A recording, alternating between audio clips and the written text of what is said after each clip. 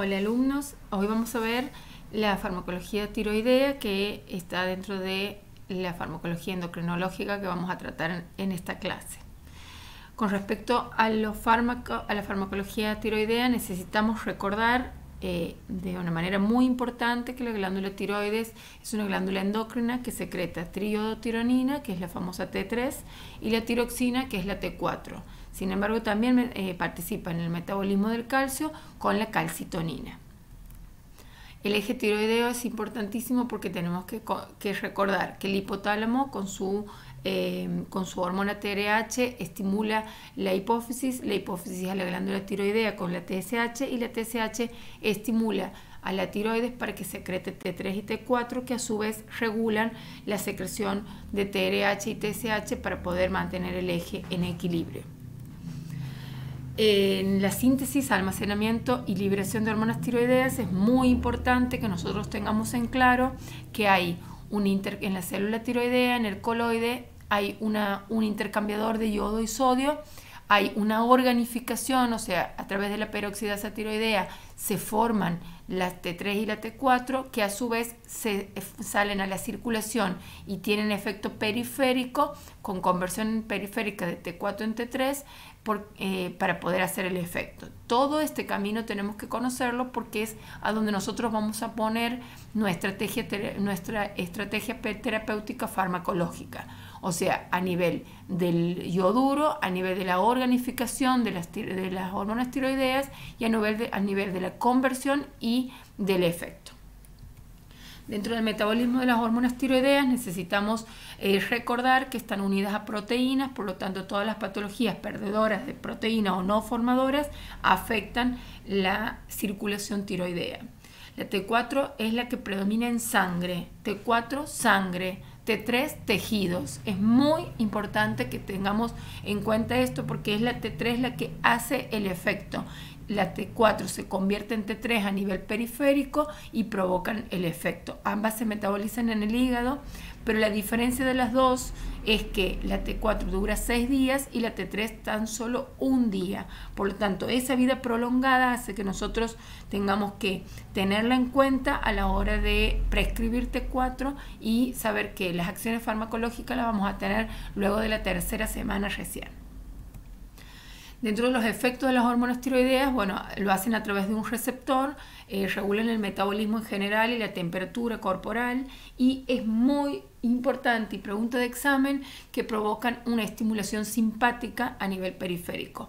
Así entonces aumentan la frecuencia cardíaca, la contractilidad, la excitabilidad, dan nerviosismo y diaforesis, que es la sudoración excesiva. Dentro de la patología de la glándula tiroidea vamos a tener a grandes rasgos el hipotiroidismo y el hipertiroidismo. El hipotiroidismo con una disminución en la secreción de las hormonas tiroideas, su causa más frecuente son las tiroiditis, sobre todo la de Hashimoto, y en el hipertiroidismo también la causa más frecuente es una enfermedad autoinmune, que es la enfermedad de Graves-Basedow, y aumenta la secreción de hormonas tiroideas o la conversión también. ¿Qué quiero decir con esto? Que a grandes rasgos vamos a dividirlo en hipo y en hipertiroidismo, pero hay otras causas como otras tiroiditis, adenomas, carcinomas, etc.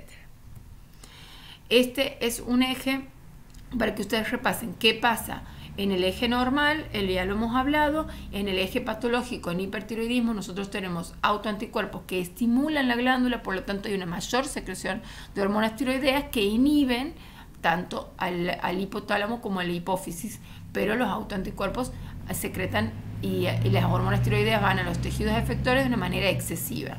En la tiroiditis de Hashimoto, los anticuerpos son destructores de la glándula, la destruyen, por lo tanto no secretan hormonas tiroideas, y esto provoca un aumento de la TRH y un aumento de la TSH en el afán de estimular la secreción de hormonas tiroideas para los tejidos efectores. A grandes rasgos, el hipotiroidismo da aumento de peso, bocio, sensación de frío, piel seca, estreñimiento, trastornos menstruales, infertilidad, uñas frágiles, caída del cabello, etc. Hay muchos síntomas, pero que los van a repasar con clínica médica, pero vamos a entrar en el tratamiento. El tratamiento consiste en sustituir con la deficiencia de la hormona tiroidea, elegimos La levotiroxina, que es un isómero de T4, es el tratamiento de elección. ¿Qué pasa? ¿Se puede utilizar T3 en comprimidos? También sí se puede, pero lo dejamos en el ámbito del especialista. Ahora, en el coma mixedematoso que nosotros tenemos que conocer, tenemos que saber que sí o sí se utiliza la T3 endovenosa. ¿Por qué? Porque nos puede pasar como médicos generales que tengamos un ingreso de coma mixedematoso en una terapia intensiva y la tenemos que saber tratar. ¿Con qué la vamos a controlar? La TSH es el marcador de actividad. La TSH es la hormona que estimula la tiroides. Cuando está disminuida, nosotros podemos inferir que hay muchas hormonas tiroideas a nivel circulatorio o periférico, y si está aumentada, tenemos que pensar que aumenta a costa de que hay pocas hormonas tiroideas. La hormona tiroidea se da en un pH ácido, se absorbe en un pH ácido, por lo cual debe ser administrada siempre en ayunas. Este es el coma mixedematoso, que tiene a nivel, el factor precipitante es la disminución de las hormonas tiroideas con la consecuente alteración del estado mental, una insuficiencia respiratoria con mayor alteración del estado mental, un trastorno cardiovascular, sobre todo en bradicardia, y a nivel de riñón también hay un aumento de la permeabilidad y retención de agua, por lo cual hay edemas, como verán, hay edema bilpalpebral en todos los tejidos blandos, y el tratamiento es con T3. Bueno, si nosotros tenemos un paciente con clínica de hipotiroidismo, con un laboratorio que corrobore el diagnóstico, buscamos la etiología, sea tiroiditis, trastornos del yodo, como tenemos nosotros aquí en nuestra provincia, que tenemos el agua con poco yodo, nosotros vamos a tener un hipotiroidismo diferente, no solamente autoinmune, pero vamos a elegir la levotiroxina, la T4, para su tratamiento. El tratamiento es con dosis progresivas. Empezamos con 25 microgramos al día, que le damos por unos días, entre 5 y 7 días. Podemos continuar con 50 microgramos y así ir subiendo según la clínica, la respuesta al tratamiento y el grado de hipotiroidismo. Se puede seguir aumentando con las siguientes presentaciones. Vienen presentaciones de 25, 50, 75, 88, 100, 112. Como verán, hasta 200 microgramos tenemos comprimidos para hacer sustitución según el grado de compromiso que tenga y la sensibilidad que tenga el paciente. Por supuesto, hay que educar al paciente a que no debe desayunar hasta 1 hora luego de haber tomado la levotiroxina, tiene que tomarla con agua, no tiene que tomar con jugos, ni bebidas endulzadas, ni con otros fármacos.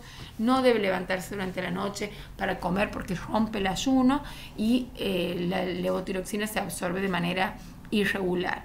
Los controles los vamos a hacer cada 60 días hasta lograr controlar el eje hipotálamo hipófiso tiroideo, y cuando uno llega al control, después se puede hacer trimestral, semestral, anual. El control depende de la estabilidad y la clínica del paciente.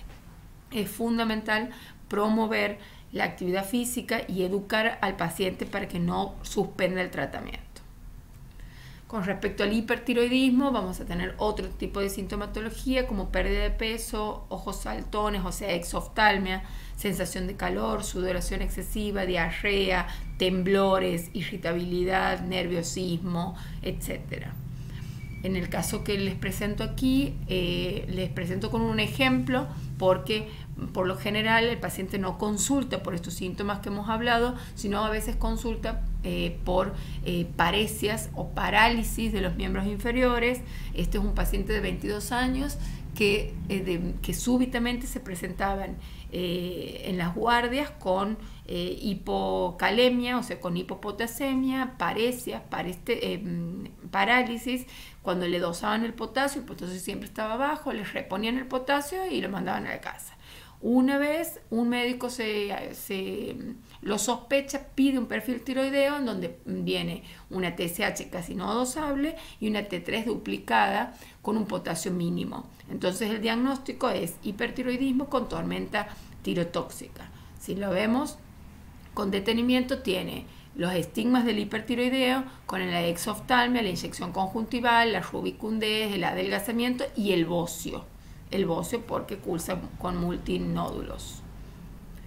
El tratamiento del hipertiroidismo, aquí les quiero recordar todo la síntesis, almacenamiento y liberación de las hormonas tiroideas, porque aquí aplicamos nosotros los fármacos. Tenemos los inhibidores de la captación del yodo, los inhibidores de esa organificación y de la liberación de las hormonas y los inhibidores del metabolismo periférico de las hormonas tiroideas. Entonces, tenemos quienes inhiben la captación del yodo de la célula. En el transportador de sodio-yodo tenemos el perclorato, el tiocianato y el pertenectato. Solamente se utilizan como medios de contraste para ver si los nódulos son hiperreactivos o no. Entonces, no se utilizan como tratamiento, sino como diagnóstico. Después tenemos uno de los grupos farmacológicos que inhiben la organificación, o sea, la formación y liberación de las hormonas tiroideas. Tenemos el yodo 131 y el yodo inorgánico estable. ¿Qué hacen estos dos yodos? Lo que hacen es básicamente una destrucción selectiva de ciertas células para disminuir el tamaño de la glándula y disminuir la vascularización. Esto lo usamos solamente a nivel de tirotoxicosis o como un tratamiento prequirúrgico para la extirpación de la glándula.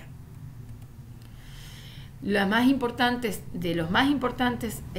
para el tratamiento de la tirotoxicosis o del hipertiroidismo son los inhibidores de la organificación y liberación de hormonas tiroideas, que son las tionamidas. Dentro de las tionamidas tenemos el propiltiouracilo y el metimazol.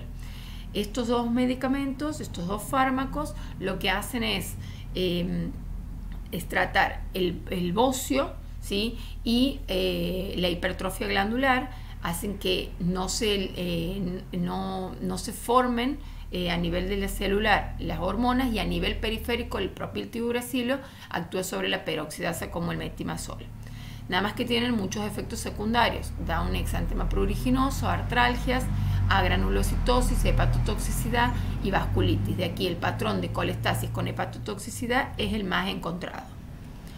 El propiltiouracilo, de lo que quiero que ustedes sepan, más allá de la farmacocinética y farmacodinámica, que la tienen que saber cuando han estudiado para farmacología general, quiero que sepan que se da para las tormentas tirotóxicas, pero que es de elección en embarazadas. O sea, si yo pregunto propiltiouracilo, ustedes tienen que pensar que es la que se da en embarazadas. Tiene una vida media corta y inhibe la conversión de la T4 en T3, porque actúa sobre la peroxidasa. O sea, a nivel periférico, si ustedes se acuerdan, cuando se secretan las dos hormonas, la T4 que está en sangre, a nivel periférico se convierte a través de la peroxidasa en T3 y hace el efecto. Si nosotros ponemos un fármaco que inhibe esa conversión, vamos a tener una T4 alta o normal, pero que no hace efecto, porque la que hace efecto en realidad es la T3.